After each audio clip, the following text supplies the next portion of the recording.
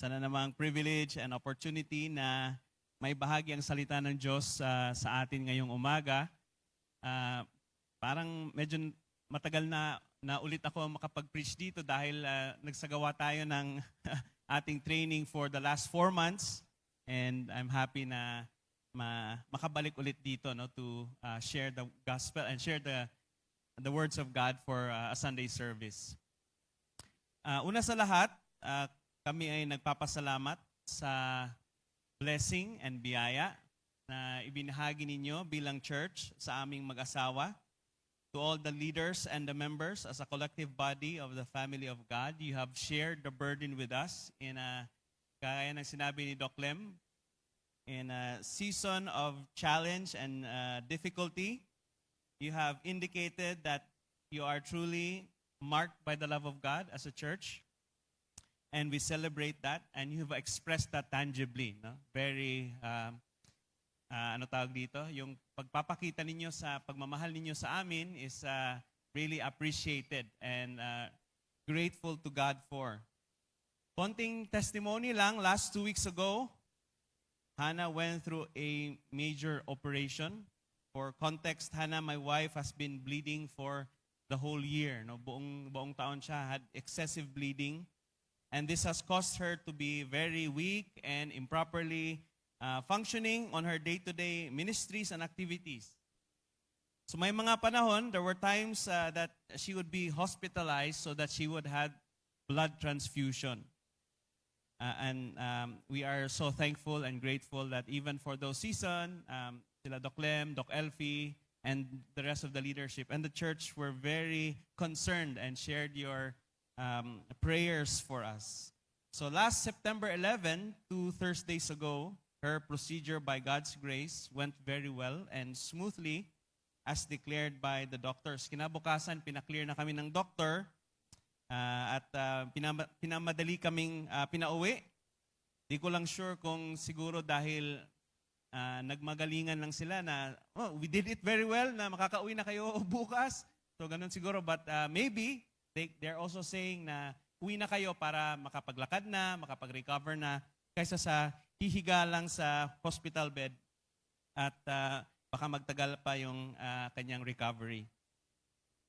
So we are thankful that God has really been good in providing our needs, though may mga things pa na kailangan bayaran, but God is really good in providing for it. Today, Hannah's health is quickly getting better. We were praying na makapunta siya today, but may konting pain pa rin sa kanyang sa kanyang sugat, sa kanyang operation. But may mga adjustment sa kanyang katawan and she can walk on her own and mas okay na yung countenance niya. Kasi dati for the last year, putlang-putla po ang aking asawa at matamlay at walang lakas masyado. But now, she's recovering on a day-to-day basis. Thank you for that. Thank you for the Lord sa kanyang goodness, sa kanyang buhay at sa aming buhay. At thank you din mga kapatid that you are continuing to be a blessing to us. We feel so much love from you and we are overwhelmed by the love of God through your generosity and through your messages, through your encouragement and comfort. In the next weeks, Hannah will continue her check-ups para ma-clear out lang at magamot pa ang malunasan. So thank you talaga ng marami sa inyong lahat. Now, thank you for listening to that quick testimony, at least update lang kasi alam kong you were also informed with this and as a church, you gave and you prayed for. So I think it's just right that you would be updated. So praise God for what He is doing. Before we start, I'd like us to pray and just commit to the Lord all that had transpired sa mga narinig ninyo. And also, I'd like to pray also for us, particularly sa mga may dinadalang sakit this morning. Or may mga iniisip na sakit ng family members. As we were going through the training the last few months, marami ding lumapit sa akin at nag-share ng kanilang physical challenges and mga challenges din ng kanilang mga families, no? At naging isa yun na for us to be one in prayer, in encouragement, and in comfort. So this time, I'd like us just to pray for healing, no, for us and for our family members, our friends, in this particular moment. Let's pray. Lord, we're thankful and grateful because you continue to strengthen us ng aming pananampalataya ay hindi nakabase kung kami ay malakas, malusog, mayaman, at marami ang nasa amin, kundi ang aming faith, Lord, ay naka-anchor sa inyong anak na si Jesus Christ. In season and out of season, in the ups and downs of life, we want to trust you, Lord. So we're thankful and we're grateful also for the privilege to trust you when there are sicknesses in our family, in ourselves, sa mga hindi pa na share na mga sakit, dinadala lang personally. Lord, ikaw ang nakakaalam nito. And we're praying, dear Father, for healing for your people here in various sicknesses, ailments na kanilang dinadala, whether secretly, privately, or kung alam na ng families. Lord, we're praying for healing, dear Father, so that our expression will continue to be joyful and be glad.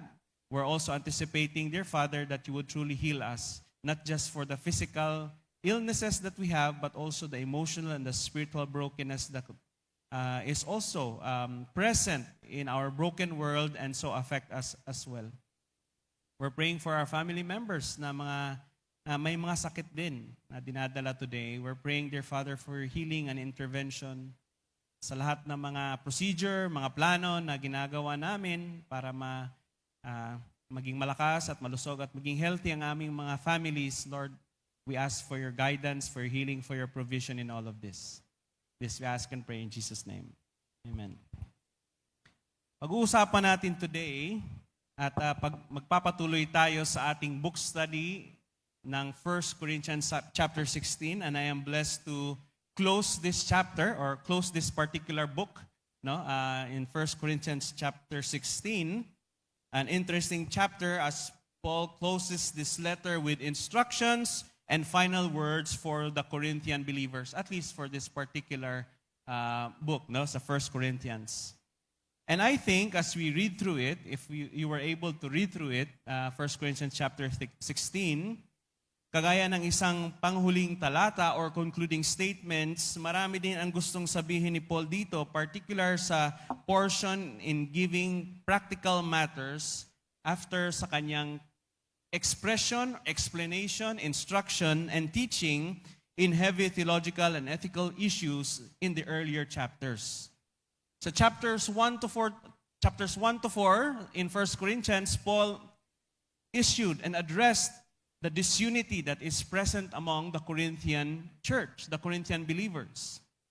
In chapters 5 and 6, he also dealt with immorality and lawsuits among them. Nagkakasuhan ng mga believers sa Corinthians at maraming mga immoralities na naglabasan dahil Corinthian was as a place of many idols and many immoralities that is just present publicly around them. May nagsabing pastor na if you want to call someone in their time a bad name, you call him a Corinthian. If you want to call a person a bad name, you call him a Corinthian. So, ibig sabihin, bilang isang Korinto, maraming exposure to sin and various problems and character issues. So, even as a church, this was affecting them. In chapter 7 ng 1 Corinthians, si Paul din ay nag-discuss and nag-address about marriage and singleness confusion. In-address niya kung ano ba talaga ang totoong marriage and what does a singleness mean. What does a singleness mean in the kingdom of God? And how does singleness function when you are single, and even if you're single, and yet you can still fulfill the calling of God in your life. Chapters 8 to 10, Paul addressed idol foods, ang mga problema ng kanilang pagkain, sa kanilang decision, sa kanilang pagkain, at nagiging stumbling block na sa kanilang mga fellow believers. And then chapters 11 to 14, ang worship abuses. In-address ni Paul ang paggamit ng Lord's Supper, ang paggamit ng gifts in excess, na they were bragging, they were arguing who has the greatest gifts. Ano ba ang greatest gifts? And order sa church. And then lastly, last last Sunday at pinreach ni Doc Lem is the resurrection denial. And Paul had to address that Jesus Christ is Lord, that all Scripture, according to Scripture, Christ died for our sins, was buried, and was raised on the third day. So in-address niya ang questions and doubt na if Christians or if Christ did not resurrect, if hindi siya bumangon ulit sa pangatlong araw, our preaching and faith are useless. But because He did, now we have the reason so to worship and honor Him as Lord and Savior. His concluding statement sa chapter 15 ay ginamit din ni Doc Lem sa kanyang take-home idea. Therefore, my beloved brothers, be steadfast, immovable, always abounding in the work of the Lord, knowing that in the Lord your labor is not in vain. Hindi sayang ang ating ginagawa. Hindi sayang ang ating worship. Hindi sayang ang ating ministry. Hindi sayang ang ating giving. Hindi sayang ang ating ginagawa para sa Diyos, because we know that Christ has resurrected and the essence of our faith is real and it will come to fruition. No? May produkto, may fruit, and may reward when Christ comes back to claim His family as His own. So in chapter 16, not only is He concerned with the practical matters of theology, as He has discussed all of these chapters, in chapter 16, He was also now wanting for them to connect their stewardship, ang kanilang service, ang kanilang hospitality, at partnership in mission. So ito yung parang theme ng chapter 16. Paul wants to address stewardship, service, hospitality, and partnership in mission.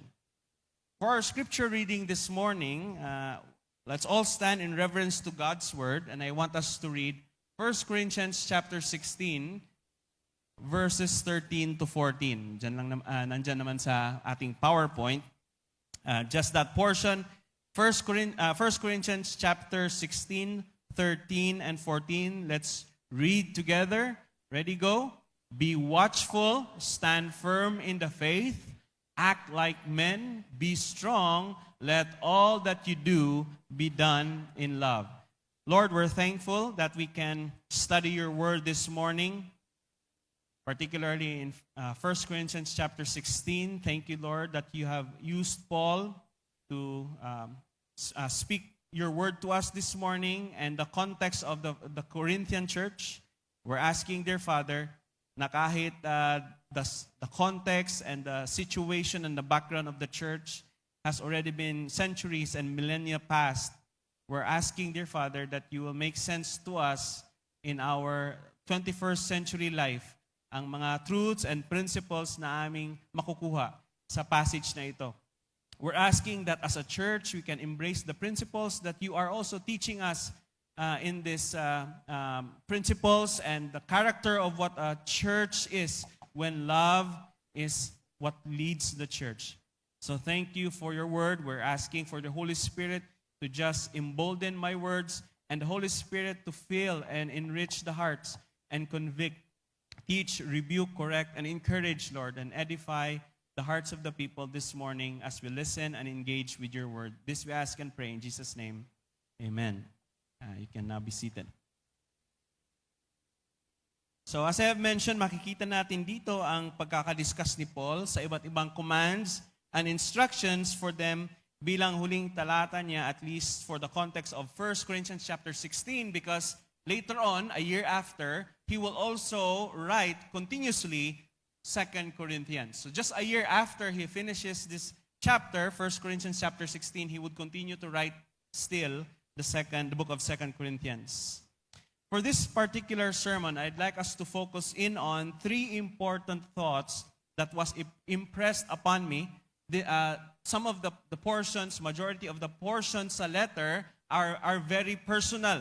More on mga instructions to relate with other people, instructions to Apollos and to other people, and to Timothy also. But I'd like us to focus on three truths that I am impressed upon and that we can zoom in on to see when a church is led by the love of God. So the title of my sermon is when love leads a church. And 3 times it was mentioned in this particular chapter, and also this particularly in verse 14, which he really stresses on instruction, commanding them that all be done in love. The first truths or the first principle that we're going to look into this morning, as we see that when love is led by the church, we see care for the needy. This is particularly in verses 1 to 4.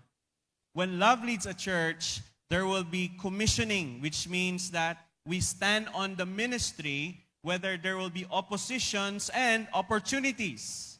Makikita natin dyan how Paul would express that even when a ministry is actually growing, there will also be oppositions. There will be challenges. There will be people that will stop you from doing such ministries and circumstances in that element. And thirdly, if the church is led by love, there will be character and there will be maturity in our character bilang isang simbahan. Now, Paul is addressing here as a church, but we can pick up principles that we can live by on a day-to-day basis and also as a church collectively. When love leads a church, particularly, there is definitely a care for the needy. A while ago, I saw this, yung mga donations ninyo. And immediately, it struck me. FCF is the church that Paul would really smile on. Amen ba? Not to brag, but to praise God that truly there is a desire to care for those who are marginalized, who are forgotten, and who are not, who don't have much, so that we can be a vessel of that blessing. But anyway, by the mid-first century AD, as Christians had just been founded, kakasimula pa lang ng movement of Christianity, 20 years maybe after Christ's death and resurrection and His ascension, as Christianity has just started its trajectory, it is important to note na hindi madali ang naging situation ng mga Christians at that time. And a severe famine, hindi lang sa kanilang social and relational situation that has caused this problem, persecutions, or being disassociated by family members, there is this severe famine found particularly in Acts chapter 11. So ito yung backdrop actually ng 1 Corinthians chapter 16 verses 1 to 4. This is where Paul is coming from. A severe famine struck Jerusalem, and Luke described this problem. So, mababasa natin dyan. Now, at this time, some prophets came down from Jerusalem to Antioch. One of them, named Agabus, stood up and began to indicate by the Spirit that there would certainly be a great famine all over the world. And this took place in the reign of Claudius. And in the proportion that any of disciples had means, each of them determined to send a contribution to the relief of the brethren living in Judea. So at this point, as the prophecy has been given, may famine all throughout the land, all throughout the world. Makikita natin dito. But it struck particularly this portion of Judea.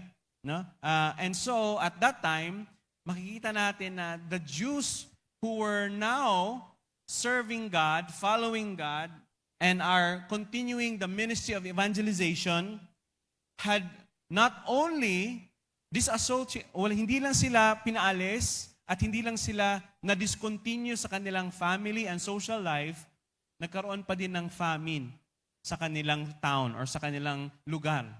So, wala na silang means to earn. No one would support them socially. No one would support them communally. Ang lahat ng members ng church ng Jerusalem had been now impoverished. So hence, Paul did his part in organizing a relief effort addressing the needs in Corinthians. So Kaya niya sinabi ito sa 1 Corinthians 16 is because ito yung konteksto. Even though there was a famine, there were people who followed Christ and yet were now marginally, economically marginalized. The Jews lost their support from family and loved ones. Sino ba sa atin dito who had experienced this? That you have declared your faith in Christ, na kayo ay nagsabi na kayo ay Christian na at sumusunod na kay Kristo, na ang family members ninyo would say, hindi ka nakasama kasapi ng family. Dahil ikaw ay Christian na, you will no longer be part of our family. Hindi ka na pwedeng tumira dito. We will disassociate you in our community, sa aming barangay, sa aming subdivision. Just imagine, because of your faith, hindi ka lang matatanggal sa inyong mga trabaho or sa inyong lugar na tinitirhan, you will also be disassociated with family and loved ones. That's a really parang rock bottom experience of what it means to be a Christian in the first century. That's how challenging it was. And so now, dito sa Philippines, parang hindi naman natin na-experience yun. But many, hindi masyado. No? Of course, there will be persecutions, and I don't know your story, baka may iba din na pinaalis talaga sa bahay dahil sa inyong pananampalataya, dahil sa inyong allegiance na kay Jesus Christ, not with religion or any other cultic groups, but now because you are now saying and committing that you are a follower of Christ, you have been abandoned by your family and your friends. So Paul here is urging them to take part in the contribution. So nagsabi siya na, sige, mag-ambagan tayo. But it is also interesting to look into the timing of this contribution or when these contributions are taking place. Himay-himayin natin itong verse na ito. Now, what is the requisite? So verse 2, Paul says here on verse 2 that when would the contributions take place? On the first day of every week. So this indicated that during their regular gatherings or regular worship services, offerings were done as part of worship. So if some of us here would say, bakit kaya kailangan pa tayong magbigay? Bakit ba may mga ganito contribution? May mga ibang NGO na pwedeng pagbigyan. Why do we as a church ask for contributions, donations, offerings? Is because in the principle of God, giving is an act of worship. It is an act, it is part of worship. There is something to be given. There's a cost in worship. There's a cost in faith that we do and that we have, particularly because this is commanded by God. So now, what is the requisite and the scope of their giving? Sa verse 2, makikita natin dyan, what is the scope and the requisite? Each one. Every one. Meaning lahat. Walang exempted. Put something aside and store it up. This means a planned and intentional saving by the congregation and be stored up by the church. So etong ginagawa natin are very, praise God, are very particularly in line with what Paul is actually telling the Corinthian church to do. Now, throughout the ancient Middle East, it was especially applied, etong instruction niya, to the temple worship, temple storehouses where the taxes were stored. And also, during the temple and tabernacle, this was already a mindset that was given to them. So, when Paul was telling this to them, this is not a new principle for them to practice. Hindi na bago sa kanila na mag-ambagan, ng magbigay, because this has already been part of their history. This has already been part of, even in the pagans, even sa mga Gentiles at that time, they were still asked to give something to worship idols, no, sa kanilang time. So both the Jews and the Gentiles at this point, at least in the context ng sa Church of Corinthians, hindi naman lahat Jewish people ang nasa Corinthians, marami din ang Gentile believers, they would have already this concept na when you are worshiping, you have to give. So when Paul was saying this, hindi na bago sa kanila ito. Next, this is not just a new command to them, but rather a substantivizing. What's the term that I use here? Substantivizing of their giving. Meaning, binigyan ng kabuluhan dahil alam na nila na ginagawa nila ito. This time, Paul is telling them to make sense, to substantivize what is already being done to them, not just in the culture and the context where they're in, but as an act of worship to the Lord. And then he says here, as he may prosper, means as much as you can give from the earnings and income that you gain. Magbigay kayo hanggat kaya mula sa inyong pinagkakakitaan at mula sa inyong kita. Why so? So bakit sinabi ni Paul nito? So that there will be no, so that there will be no collecting when I come. Sa isang commentary, sinabi dito na each will have his contributions ready instead of having to decide at the last moment how much he ought to give and how the money is to be found. Paul does not wish to go around begging when he comes to them, and he will have other things to do. Also, he does not wish to put pressure upon them by asking them in person. He desires to leave them quite free. So very Asian pa rin ang style ni Paul, no? Na ayaw niya na sa pagdating niya dito sa Corinthian church, he will be the one to ask them. He will be the one to address to them na kailangan na nating magbigay for the Jerusalem church. But rather, he would want to be there and just collect for the church at ibigay sa kanila when the contributions have already been done. Tuwing unang araw sa Sanlinggo, ang bawat isa ay maglaan ng bahagi ng kanyang kinita at ipunin upang hindi na kailangan mag-ambagan pagpunta ko riyan. Two things can be considered from this passage. Number one is the contributors of the giving, and then the condition of the giving. So, to slice the passage pa, there will be two elements to consider. The contributors to the giving and the condition of the giving.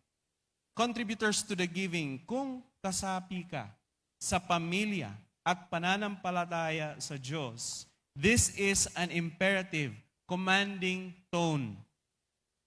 Commanded by God. Even if these were just Paul's words to Corinthians, because we believe that God inspired Paul to write this, and we believe that this is God's word, now we claim it as a church, as Christians, as followers of God, that when we give, we ought to give as a whole. Everyone, lahat ay magbibigay sa naaayon sa kanyang kinita.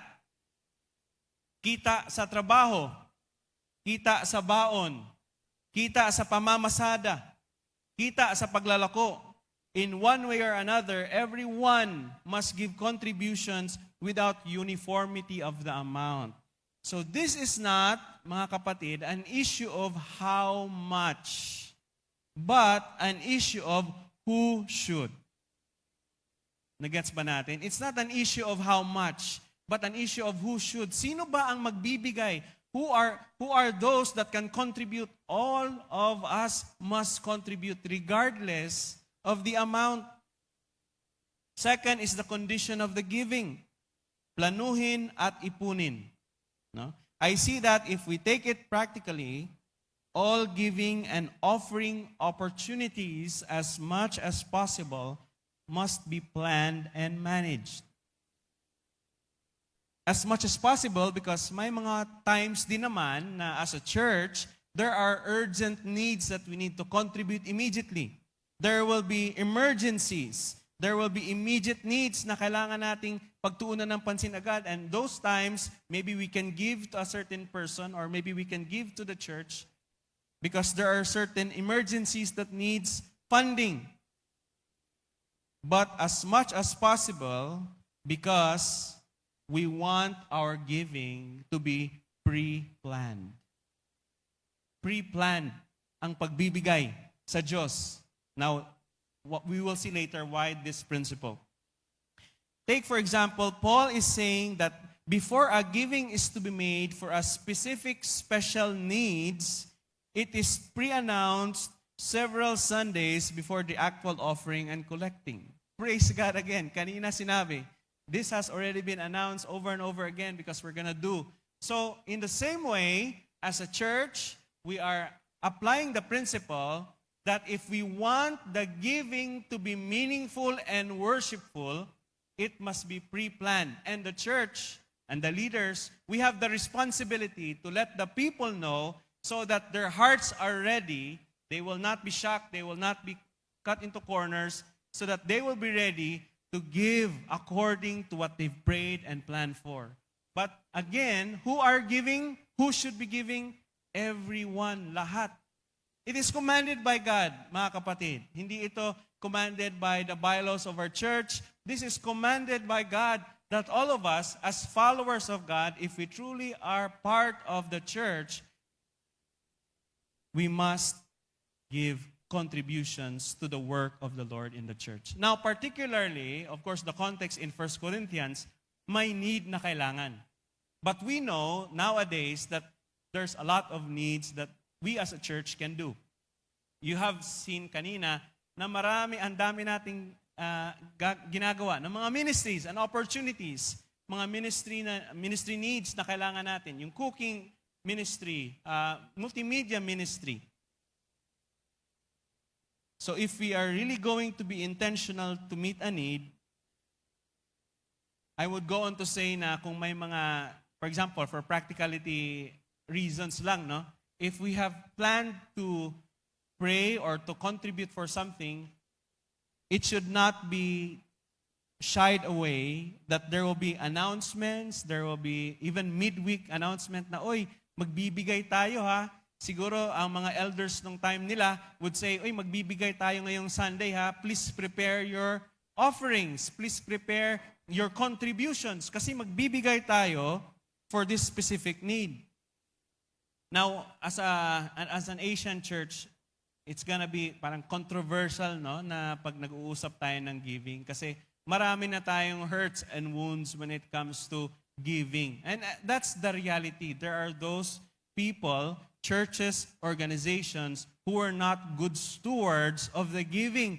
But anyway, not because we're giving, not because so that a ministry can be blessed, not because so that people will just, first and foremost, will just be encouraged or para mabigyan sila. We are giving first because that is our act of love for God. We can never outgive God anyway. And if you don't give, God will still bless them. God will still sustain them anyway. The problem with our giving, honestly, is because, and this is a very human, let's be realistic mga kapatid. There are people that we have given to, and hindi sila naging good steward. Ministries, organizations, hindi sila naging good steward at nagkaroon ito ng wound and stigma sa atin. But the church must not shy away from preaching and teaching what giving is about because that is one of the ways that we can worship God. This is an element of our worship. It should not be taken away and we should not shy. Hindi tayo mahihiya na preach about giving if there is not something to be afraid of if we are being good stewards anyway. I hope na nag-gets nyo yun, no? May mga times na hindi na tayo nagbibigay kasi hindi naging good yung outcome ng pinagbigyan natin. But again, it's not your accountability. It's not your responsibility. Our responsibility is to give. The person's, the church, the organization's responsibility is to distribute, to dispense what has been given. Our responsibility is to give, and that is what Paul is addressing here at the heart of his passage or of his letter here. So if we want to be effective and substantive in our giving and making it biblical, this is a very helpful approach. And I'm just super encouraged now that our church, so I'm just affirming what I'm seeing. Sana nakita nyo din na our leaders in this church and even our church is really encouraging to give and then pre-planned, meaning sinasabi in advance of time, ahead of time, so that magiging worshipful ang ating preparation. But I would go on to say that kung ating susundin talaga ang salita ng Diyos, we will not only count na dapat ang bibigay yung may pera lang, yung may kita, yung may business. But because we are a family of God, dapat may contribution talaga tayong lahat. Now later on, I'm gonna splice that out. I want to help you to be reminded as a church and for me as well, regardless whether there's a special need or not, I want to put to everyone's heart, since I'm not positioned to say this, but still I want to encourage members of this church to ask the financial situation of our church. Baka pwede yan. You can ask the financial situation of our church, and the moment you hear from our leaders, maybe you can ask yourself, what can I contribute? What can I give? Now that, okay, not just siguro, let's not make it monetary. Kanina lang, in-announce dito yung mga ministries opportunities. So if we don't have monetary giving or contribution, why don't we give our time, our effort, our expertise? That is still also one way of saying everyone can give whatever they have.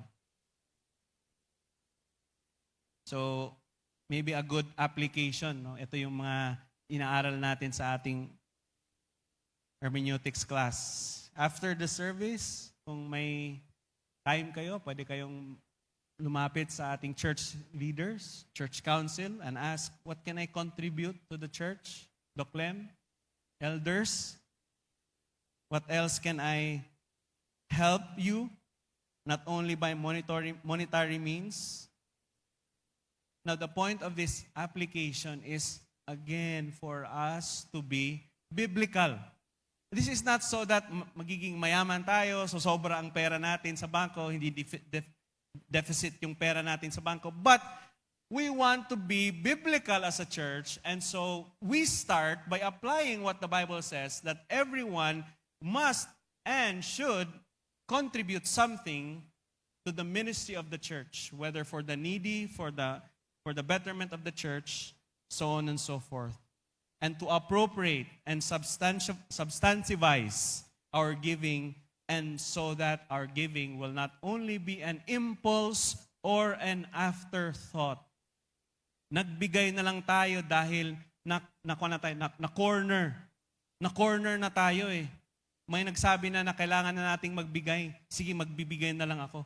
Or sige, magvo-volunteer na lang ako kasi na wala na daw talagang iba.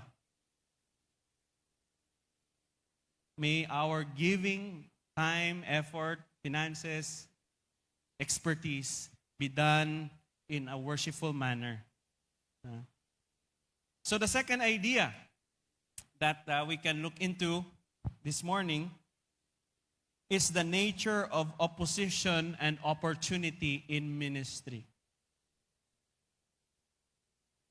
So Paul says here in verses 8 to 9, but I will stay in Ephesus until Pentecost, for a wide door for effective work has opened to me, and there are many adversaries. Ipinahayag ni Pablo ang kanyang balak na dumaan sa Macedonia bago pumunta sa Corinto at manatili roon ng ilang panahon. Pinili niyang manatili muna sa Efeso dahil malawak ang pagkakataon para sa ministry, kahit may matinding pagsubok sa pagbibigay ng Ebanghelyo. Now, as we looked a while ago, the backdrop of 1 Corinthians chapter verses 1 to 4, we're going to look into the backdrop also of what's happening here in Ephesus in Acts chapter 19. Acts chapter 19. Sorry, hindi ko pala nasama. Okay, so Acts chapter 19. So if you just flip your Bibles to Acts chapter 19, hindi ko pala binigay dyan ang verse. Maraming nangyari sa buhay ni Pablo while he was in Ephesus at this time. No? So sinulat niya ito sa Corinthians, but at this time he was in Ephesus and he was experiencing a lot of challenges and opportunities.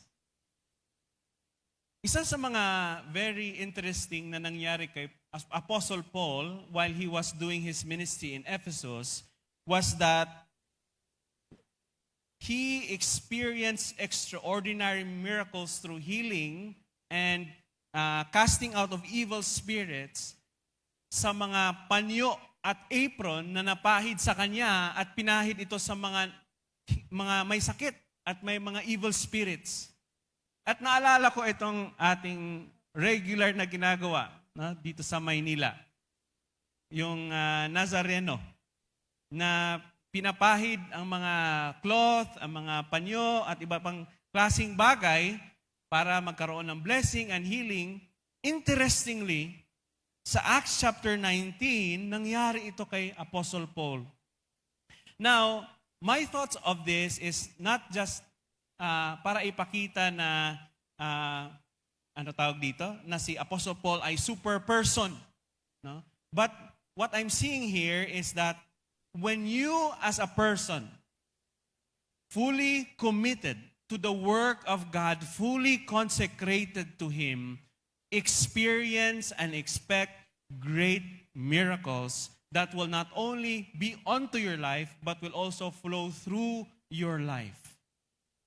If we are just fully committed and consecrated to the work and the will of God for our life, marami talagang opportunities and miracles that will happen and take place sa ating buhay. And this is one of the kind of quote-unquote mga wonders and miracles that God has entrusted His apostles. Again, the apostles had may mga healing, mga miracles, no? Dahil the work of the Holy Spirit was so evident among them. And this is one. Sa Acts chapter 19 also, makikita natin dito na kahit yung mga mangkukulam, dahil hindi na gumagana yung kanilang mga chant, mga ano tawag dito, yung kanilang mga binubulong, kanilang mga sinasabi sa mga may evil spirit, nag-cast out na sila through Jesus' name. Sa Acts chapter 19, mga mangkukulam nagsabi na sila, in Jesus' name. But anong sabi ng evil spirit? Paul I know, Jesus Christ I know, but who are you? So kahit ito mga magkukulam, nag-reply ang evil spirit sa kanila na, sino ka ba? Who you? Ba't mo ginagamit ang pangalan ni Jesus? May kapangyarihan ka ba? Do you have the authority? Do you have the right? And imbis na mag-cast out sila, yung mga evil spirit tuloy ay napunta sa kanila. Yung mga mangkukulam na nag-cast out. And because of this, there were many who burnt their magic scrolls. Marami ang nag-turn. Marami ang mga mangkukulam, mga witch doctor who turned their backs against the demonic acts and evil and wicked rituals and turned their backs towards Christ. Turned their backs against these evil rituals, burned their magic scrolls, and publicly repented and turned their backs to Christ. Just imagine these miracles, no? If you would be here. Ephesus was the center of idol worship. Nandun lahat ng mga templo, nandun lahat ng mga klase-klaseng Diyos-Diyosan ng mga Greek Empire at that time. And so that's why Paul was mentioning here na ang daming privilege. There was open to me a great door of opportunities. But then later on sa verses 21 ng Acts chapter 19, we would see also na may mga nag-gather din. May mga mob, may mga taong nagwelga kay Paul dahil of the stirring up of the city. Dahil sa gospel at sa ebanghelyong binigay ni Paul sa mga tao, ang daming na-convert, ang dami ding nagwelga dahil nawala na sila ng trabaho. Yung mga gumagawa ng Diyos-Diyosan, yung mga may mga business sa kanilang mga idol image, wala nang bumibili kasi hindi na gumagana yung kanilang mga magic idols. At so nagalit sila and they want to oust Paul or probably even want to kill the followers of Christ because of this. And so that's why, ito yung konteksto ng 1 Corinthians. an effective work. A wide door was open for me, pero maraming adversaries. Having said that, my reflection in all this, mga kapatid, is that as much as we are praying and hoping and desiring for the growth of our church and our personal spiritual growth, the question is, are we willing to accept the reality that in our desire for growth, there will be oppositions in our life? Will we accept, will we trust that the Lord will also come in our way, allow in our lives the evil one to hinder and disturb our work? We should, madali lang isipin Lord, work mo naman na ito. Lord, gusto mo namang lumago kami sa ministeryo, lumago kami sa aming personal spiritual walk, but yet, why would you allow mga hindrances, mga adversaries, mga taong nagiging daan para kami ay ma-discourage, mga situation, mga problems, mga difficulties that we would really be discouraged. Now, we would see here sa Acts chapter 19 na ang sinasabi ni Paul dito ng mga adversaries are external adversaries. These were people, external, outside of himself, who were causing much trouble in his ministry. But later on, in 2 Corinthians chapter 12, he would also mention about the internal adversary. What would he say here? In order to keep me from being conceited, I was given a thorn in the flesh, a messenger of Satan to torment me. 3 times I pleaded with the Lord to take it away, but his answer is, my grace is sufficient for you. My power is made perfect in weakness. There is a paradox in our Christian life. Now, even if we desire the good of our growth and ministry, the Lord will always also allow oppositions. When we are living for the truth, there will be oppositions because this world is truly living against the tide of the Bible. Now, why does God allow opposition in ministry? Makikita natin dyan. Medyo maliit, no? Pero at least, okay, dito. So we can look into here, why does God allow opposition in ministry? Para sa Kanya naman itong ginagawa natin. Bakit may mga opposition and persecution pa sa ating buhay or pinapayagan ng Diyos? Firstly is to strengthen our faith and our dependence on Him. So that our ministry will not be our legacy. This is a very subtle word, and I think my personal conviction is there's no such thing as legacy in ministry. Because it is all for God. And sometimes we want to claim what we have done. Of course, there is a human effort and human work involved in our ministry, but the legacy should be only for the Lord.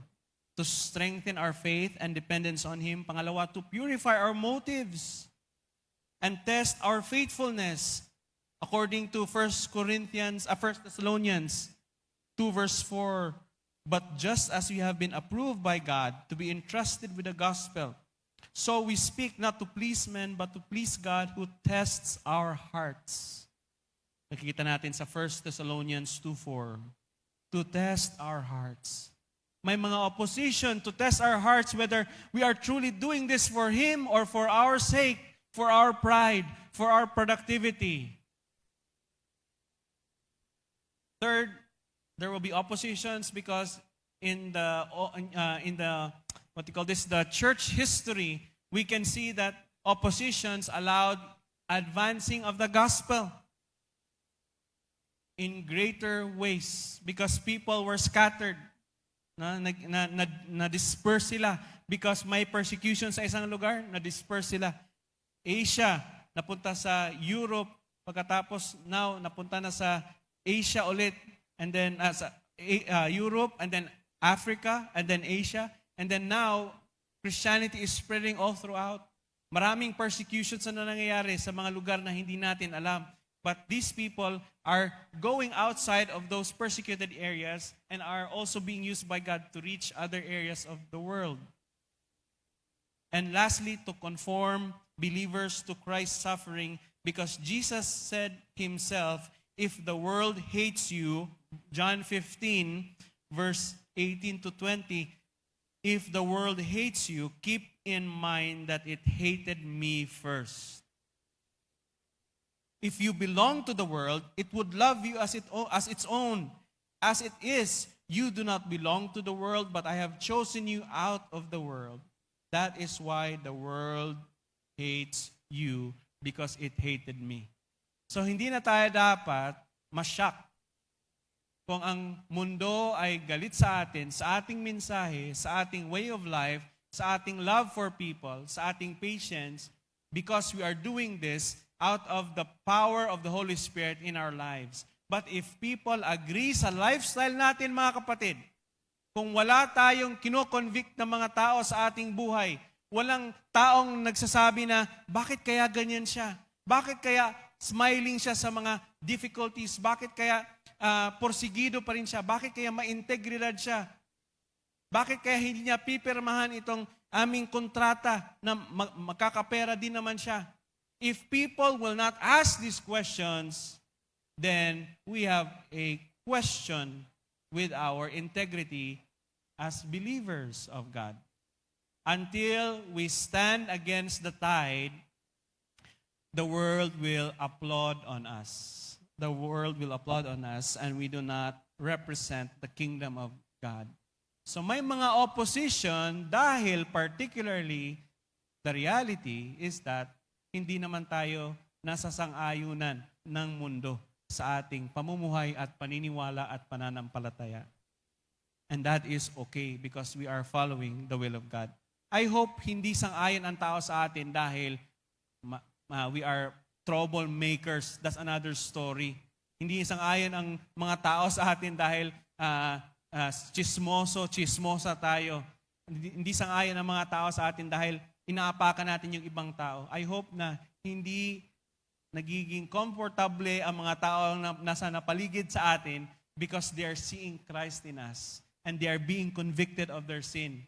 At nakikita nila na parang kaya pala ng isang tao maging righteous sa ating situation ngayon, sa ating country ngayon, sa mga businesses na nangyayari sa ating country ngayon. It's clear that we need people who can stand firm with integrity to conform to the image of Christ.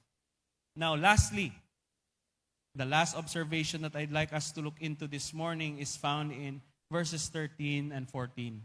Be watchful, stand firm in the faith, act like men, be strong, and let all that you do be done in love.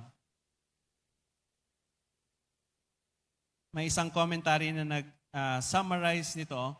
Wake up, stand up, grow up, and pray it up. Isang Bible scholar, a theologian, Spiros Zodhiates, sabi niya, the Corinthian church was replete with problems. Ang daming problema sa church na yan. Paul had sent spiritual leaders and teachers among them with mixed results. Iba-iba yung mga nangyari sa Corinthian church.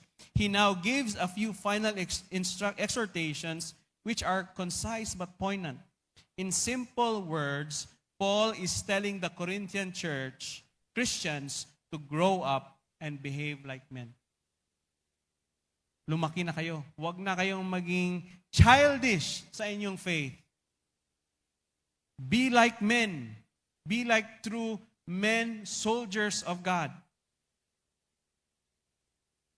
Be on alert. No? Sabi dyan, be watchful. Be on the alert. Be on guard. Be watchful. Be vigilant. Because the Christian life is one of constant danger and trouble. Naniniwala ba kayo na ang Christian life is one of constant danger and trouble? The danger and the trouble is that there will be temptations. The world system is against us. We have inner battles. the demon is there, the Satan is there to tempt us. We have the flesh in us that will, one decision, one false mistake can really destroy our credibility, our testimony. Of course, by the grace of God, we can still be renewed, be restored. But if we fall in one sin, it can tamper what we claim to believe in, and it can cause discouragements and stumbling block to the people around us. Just for example, a pastor, no? Marami tayong pastor this year na really came out and found out that, at least sa Western world, found out to not have been faithful.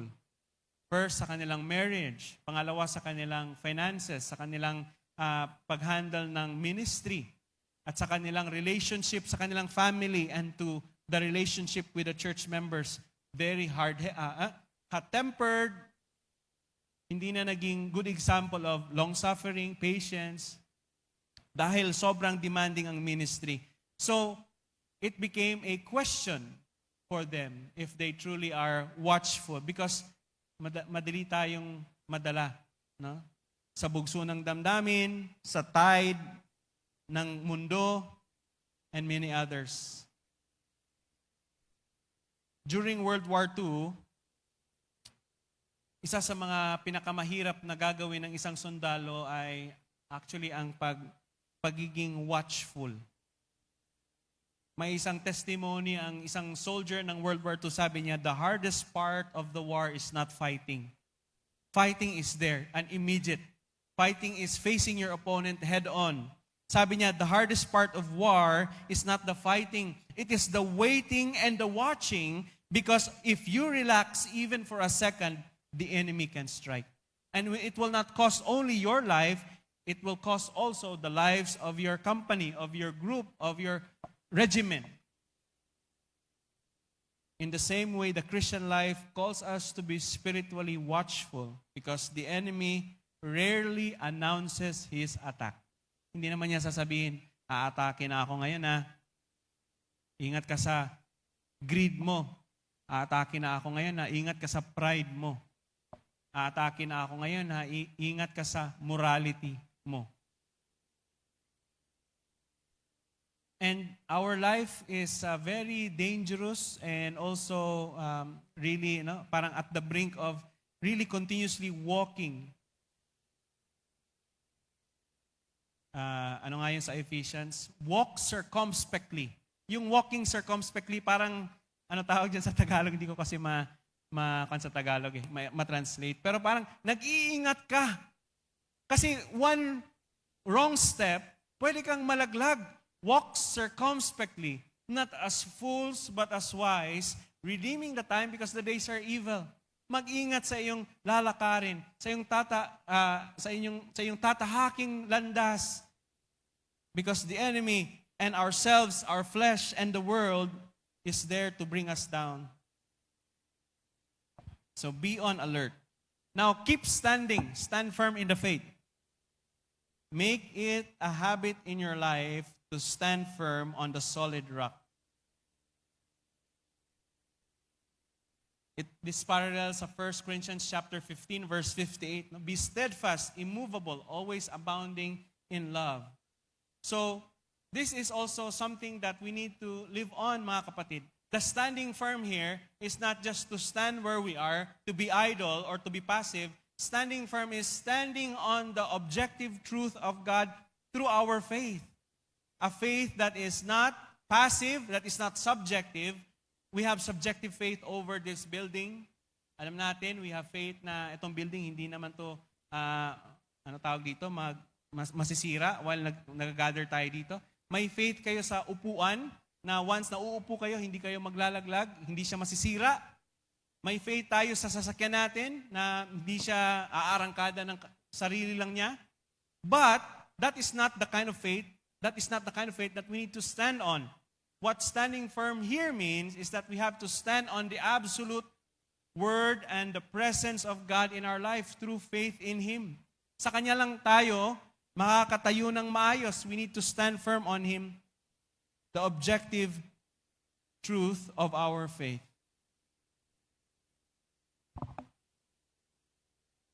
one of the martyrs of the 21st century is a theologian and a pastor named Dietrich Bonhoeffer.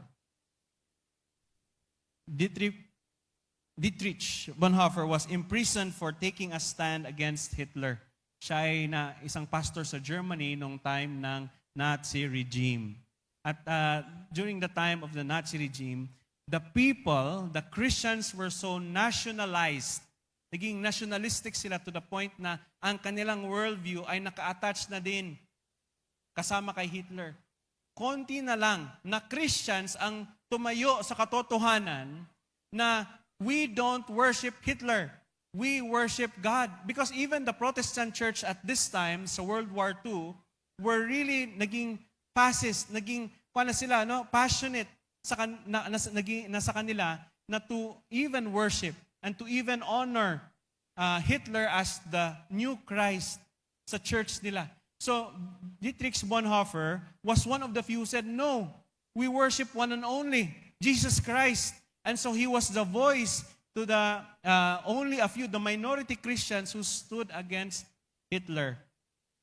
To the point na naging part siya ng intelligence, nag-undercover siya, sumama siya ng intelligence group sa Nazi para lang malagay ang bomba at mapatay si Hitler dahil sa kanyang kasamaan. But unfortunately, hindi namatay si Hitler sa kanilang mga plano. Ang dami ng plots na patayin si Hitler kahit sa kanyang mga generals mismo, sa kanyang mga sundalo mismo na papatayin siya. Hindi talaga siya mapatay-patay. No? Ang masamang damo, matagal mamatay. Yan ba yung sinasabi nila?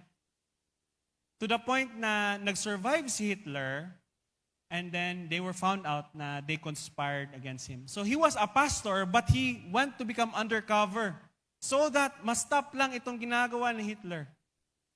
1 month before Hitler and the Nazi regime would crash and Hitler would be killed or be overthrown, he told the people, his soldiers, na i-execute lahat ng mga prisoners of war. And Dietrich Bonhoeffer was one of them. At the age of 39 years old, he fought for the faith and stand firm of his faith. May nagtanong sa kanya, why do you expose yourself to all this danger? Jesus will return any day and all your work and suffering will be for nothing. A few months before siya pinatay at naging martyr, pumunta siya sa US. Napunta siya sa US. Binigyan siya ng opportunity to be in the US para ma-escape nga etong Nazi regime, para makaalis siya doon at hindi siya ma-persecute. Sa kanyang testimony, pagkalapag lang niya sa Amerika, sabi niya, this is not the place that God has called me. This will never be the place that God has called me. My heart is for the German people and the German church, for them to realize that they're not doing the will of God by worshiping Hitler. 6 months after, na-safe na sana siya dun sa US, bumalik siya ulit sa Germany, only to be found out and to be martyred later on. And sabi niya, if Jesus returns tomorrow, then tomorrow I'll rest from my labor. But today I have work to do. I must continue the struggle until it is finished. A man who stood firm in the truth of God and in the faith that he has of what is true and what is objective. Na he cannot stand oppression and injustice that is taking place in his country. Third, act like men. Act like men. The thought for them is to be courageous like men, as opposed to little children. Time and time sa 1 Corinthians, sinasabi ni Apostle Paul sa kanila, stop being men of flesh. Stop being infants in Christ. Stop being children. You are already there. You have to grow up in your faith.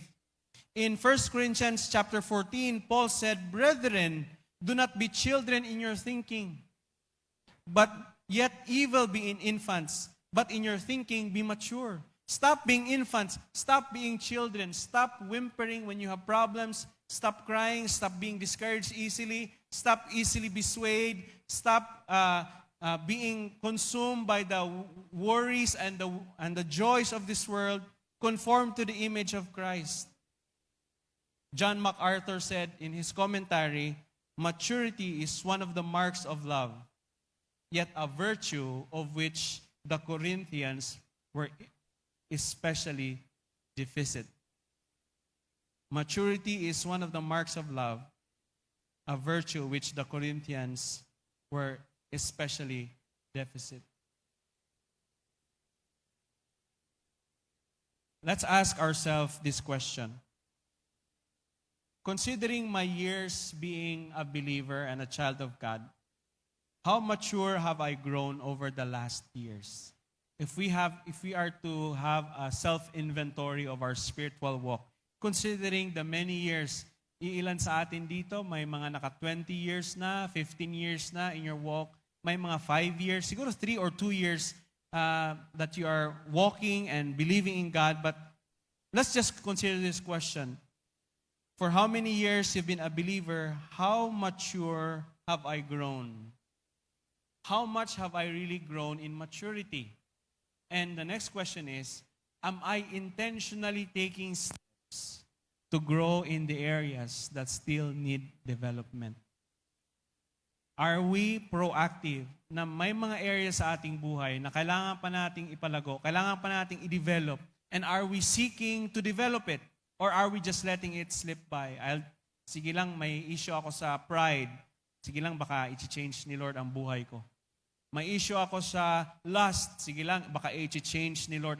May issue ako sa money, stewardship. Sige lang, baka ang Lord lang naman ang mag-change.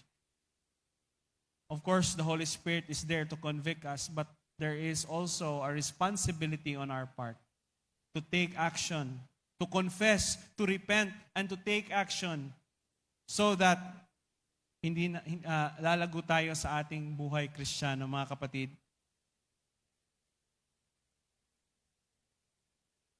And lastly, be strong.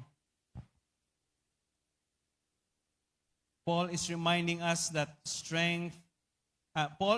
reminding us that the strength he speaks of is spiritual and not physical. Hindi ito, punta kayo sa gym or uminom kayo ng vitamins at mga minerals. Be strong here is a spiritual element. In the physical world, people will train and build their own strength, but in the spiritual life, only the Lord can give us strength. Be strong in the Lord means to ask God to strengthen us. Yung word na be strong is in the passive voice na sa grammatical, sa English grammar, pag passive voice, the subject is not doing the action. So meaning, when we say be strong, hindi ikaw yung gagawa para ikaw ilalakas. Be strong means be strengthened in the Lord. Kukuha tayo ng lakas sa Diyos. Bilang mga Kristiyano, we need God's strength in us. And we can only do that if we acknowledge that we are weak. Hindi tayo malakas. Hindi natin kaya ang mga pagsubok sa buhay. Hindi natin kaya na mabayaran ang lahat ng mga problema or magawa ng solusyon. Bilang Kristiyano, our first act of faith is to ask God's strength in us in doing our ministry, in doing our day-to-day life, so that we can be fulfilled, or we can fulfill the will of God for our life. Be strong in the Lord and the strength of His might. Ephesians chapter 6. 2 Timothy 2:1. Be strong in the grace that is in Christ Jesus. The person who thinks he is strong in himself is in the greatest danger of failing. The person who thinks that he is the strongest in himself is in the greatest danger of failing. The supreme source of spiritual strength is Christ Himself. So how can we be strengthened? Acknowledge God's strength in your life. Acknowledge God's presence in your life. Acknowledge that God is with you and for you, and you cannot do it by your own. That is to be strengthened in the Lord. Don't think that just by our abilities, our giftedness, our capacity, our capabilities, we can do the will of God. We are getting it wrong. We need God's strength sa ating Christian life. Lastly, nag-overtime na tayo. Lastly, all that you do be done in love. This is the centerpiece of this message. The command serves to balance the 4 commands being previously given in the passage. Be watchful, stand firm in the faith, act like men, be strong. Let all that you do, the vital importance of all things to be done in love. This was impossible. Doing in love in a church setting is impossible if people are divided. If the church is divided, if meetings for the breaking of the bread, at least in the context of 1 Corinthians, is an act of selfishness, if rivalry in the church and jealousy is manifested in the church, no love is evident in the church. Love that counteracts all such things can only be true in exercise where the love of Christ has full control over the hearts of the believers and subject to the constant ministry of the Holy Spirit. And that is, I think, a good way that our church can be led by love is when we are filled by the Spirit. And each of us take part in the unity of our church, to forgiveness, to selflessness instead of selfishness. I don't know the issues of each of you in terms of how we are doing church. I'm sure there are some concerns, problems, because the enemy really has something to do with our worship. When we are doing worship, the enemy also does double time. And I know what is in your heart. Maybe there are unforgiveness. There is a desire to be the leader. There is a desire to be acknowledged. There's a desire to grow and to be proud of what we are doing here. Lest we forget that Christ died for the church out of love. May we also do worship and be part of our church in the unity of the love of Christ. In doing all these things, that our church be truly led by the love, not only by the love for the sake of people and relationships, but the love that is found in Christ.